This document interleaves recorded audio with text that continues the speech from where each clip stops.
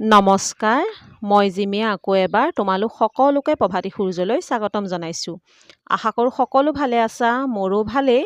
আজি মই দশম শ্ৰেণীৰ অসমীয়া সাহিত্য চয়নিকা পাঠ্যপুথিত নতুনকৈ সন্নিৱিষ্ট হোৱা উদ্যোগী হওঁ আহা পাঠটিৰ প্ৰশ্ন উত্তৰখিনি লৈ আহিছোঁ। নিশ্চয় দশম শ্ৰেণীৰ ছাত্ৰ ছাত্ৰীসকল উপকৃত হ'ব পাৰিবা। তেতিয়াহ'লে আহাচোন মৰমৰ ছাত্ৰ ছাত্ৰীসকল, আজি আমি উদ্যোগী হওঁ আহা পাঠটিৰ প্ৰশ্ন উত্তৰখিনি লৈ আগবাঢ়োঁ। আৰু তোমালোকে পাঠটো ভালদৰে পঢ়ি চাবা। পাঠটোৰ পৰা জানিবলগীয়া আৰু শিকিবলগীয়া ভালেখিনি কথাই আছে। আৰু মই আগতে কৈছোঁৱেই যে পাঠটো তোমালোকৰ নতুনকৈ সন্নিৱিষ্ট হৈছে, সেইকাৰণে তোমালোকে পাঠটো ভালদৰে পঢ়ি ল'বা। আৰু যদি ভিডিঅ'টো চাই ভাল লাগে লাইক কৰিবা, কমেণ্ট কৰিবা আৰু পাৰিলে শ্বেয়াৰ কৰিবা। আৰু যিসকলে আজি মোৰ চেনেলত প্ৰথম ভুমুকি মাৰিছা তেওঁলোকে চেনেলটো ছাবস্ক্ৰাইব কৰি ল'বা। তেতিয়া মোৰ এনেধৰণৰ ভিডিঅ'সমূহ তোমালোকে আগলৈ পাই থাকিবা। আৰু মই তোমালোকক কওঁ যে মই দশম শ্ৰেণীৰ আটাইখিনি পাঠৰ প্ৰশ্ন উত্তৰে তোমালোকলৈ আগবঢ়াইছোঁ। তোমালোকে প্লে'লিষ্টত গ'লে আটাইখিনি পাঠৰ প্ৰশ্ন উত্তৰেই পাবা। তেতিয়াহ'লে আহাচোন আমি আজি উদ্যোগী হওঁ আহা পাঠটোৰ প্ৰশ্ন উত্তৰলৈ আগবাঢ়োঁ। ক নম্বৰতে চাবা, দশম শ্ৰেণীৰ শ্ৰেণীকোঠাত সোমোৱা শ্ৰেণী শিক্ষকগৰাকীৰ নাম কি?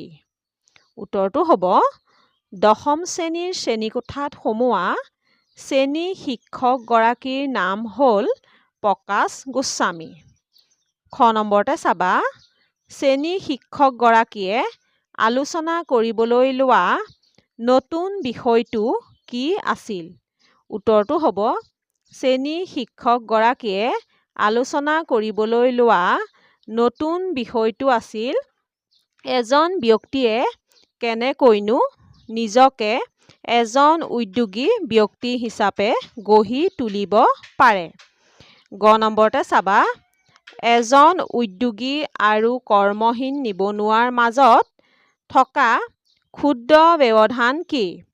উত্তৰটো হ'ব এজন উদ্যোগী আৰু কৰ্মহীন নিবনুৱাৰ মাজত থকা ক্ষুদ্ৰ ব্যৱধান হ'ল এলাহ।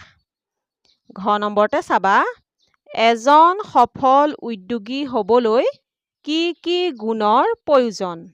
উত্তৰটো হ'ব এজন সফল উদ্যোগী হ'বলৈ ধৈৰ্য, একাগ্ৰতা, নিয়মানুৱৰ্তিতা, সময়ানুৱৰ্তিতা, আত্মবিশ্বাস আৰু হাৰ নমনা মনোবৃত্তি আদি গুণৰ প্ৰয়োজন। ঙ নম্বৰতে চাবা, কোকা কোলা কোম্পানীৰ বিজ্ঞাপনটোত কোৱা কথাটো কি? উত্তৰটো হ'ব কোকা কোলা কোম্পানীৰ বিজ্ঞাপনটোত কোৱা কথাটো হ'ল eat cricket, sleep cricket, dream cricket, drink cricket.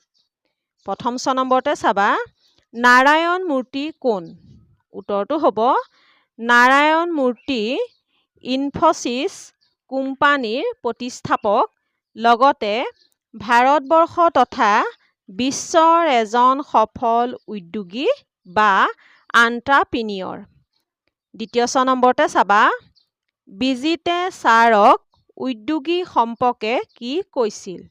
উত্তৰটো হ'ব বিজিতে ছাৰক উদ্যোগী সম্পৰ্কে এনেদৰে কৈছিল যে উদ্যোগীসকল হ'ল এনে ব্যক্তি যিয়ে নিজে ব্যৱসায় বা উদ্যোগ আৰম্ভ কৰি কোনো বস্তু বা সেৱা বিক্ৰী কৰি নিজৰ জীৱিকা উলিওৱাৰ লগতে আনকো কৰ্মসংস্থান দিবলৈ সক্ষম হয়। ২২ নম্বৰতে চাবা, প্ৰথম অৱস্থাত উদ্যোগীয়ে কি কৰিবলৈ সাজু থাকিব লাগিব?